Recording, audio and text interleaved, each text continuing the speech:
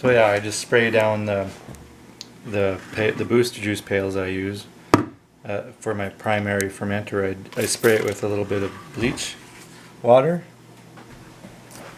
and I do this like a few minutes before I'm going to do it, and then just let it sit there. And these ones have already done. So then I just take the hot boiling water and rinse the pail out.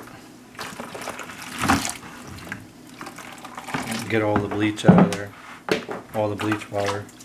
And I do that a couple times, and that's what I do to sanitize it. Okay, so we're going to make a batch of stinging nettle, a mead. And so this is just stinging nettle that we dried last spring. And I'm just going to put it in my measuring cup, and then just make two cups of dried stinging nettle.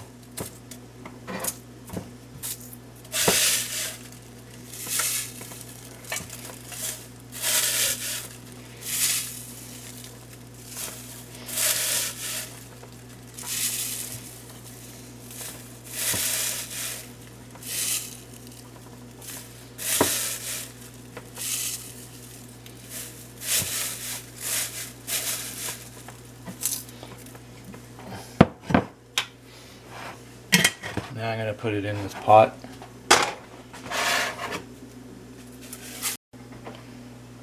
Okay, so I'm going to put the water in a couple cups of water, maybe 2, 3, 4 cups. And then I'm going to just simmer that for 10 minutes.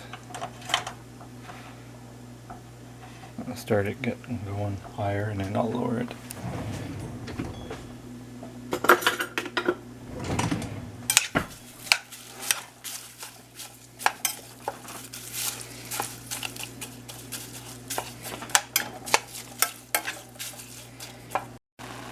So it started to boil, and now I just turned it down, and it's going to lightly simmer for 10 minutes. We'll just, all I do is strain the nettle out to get the what's left.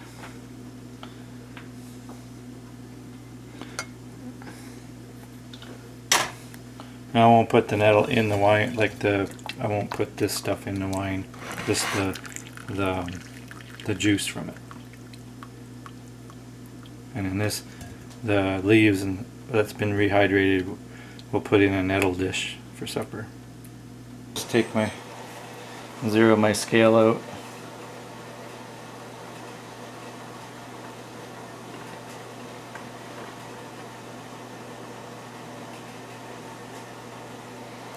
And I'll put, I want to use 2 3/4 pounds of honey.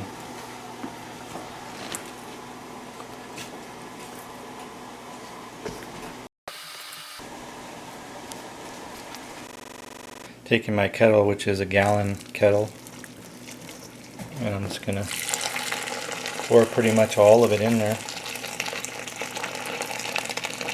and liquefy the honey.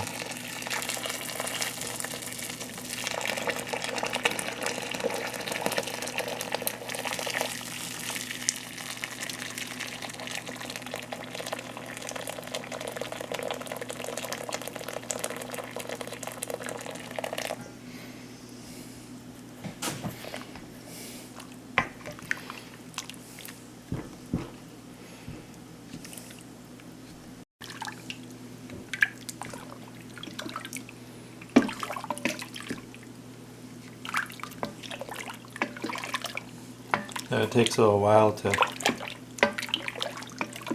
liquefy in here. Sometimes if you just leave it for a few minutes too.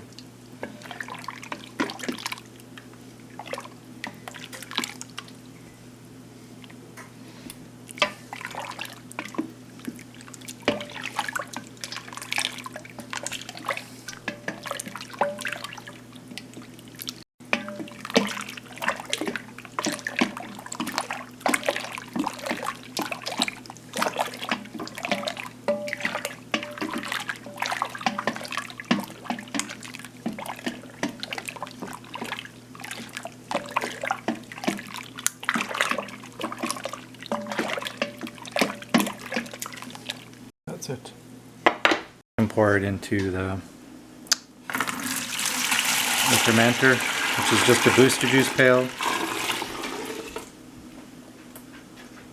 And then we can go get the nettle. We can dump the nettle extract in there. And then just mix it in. And that's how easy it is. And then okay, so we just put it over here on the counter and let it cool down because it's steaming hot. And the nettle and everything's all mixed in. And I just give it a couple hours, and when I can stick my little pinky finger in there without it being too warm, that's when I pitch my yeast. Same thing for the nettle. It feels like lukewarm, so